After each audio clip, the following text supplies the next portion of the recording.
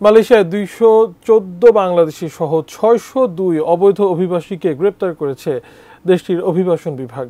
শনিবার স্থানীয় সময় দুপুর ১২টায় সেলেঙ্গার রাজ্যের শাহ আলমের সেকশন ২৫ তামান শ্রীমুদা এলাকায় অভিযান চালিয়ে অভিবাসীদের গ্রেপ্তার করা হয়। অভিযানে ১,০৯১ বিদেশির কাগজপত্র যাচাই বাছাইয়ের সময় এদের মধ্য থেকে বৈধ কাগজপত্রহীন ৬০২ জন অভিবাসীকে গ্রেপ্তার করা হয়। দেশটির সংবাদ মাধ্যম দ্য স্টার অনলাইনকে দেওয়া সাক্ষাৎকারে শ্রীলঙ্কার মন্ত্রী দাতুক সেরি আমিরুদ্দিন সারি বলেছেন, আটক ৬০২ জনের মধ্যে ২১৩ জন পুরুষ ও একজন নারী বাংলাদেশি অভিবাসী রয়েছেন। গ্রেপ্তারকৃতদের মধ্যে ২১৪ বাংলাদেশি ছাড়াও Indonesia, Myanmar, Nepal, Pakistan, Bharat, Sri Lanka, Philippines এবং আলজেরিয়ার নাগরিক রয়েছেন।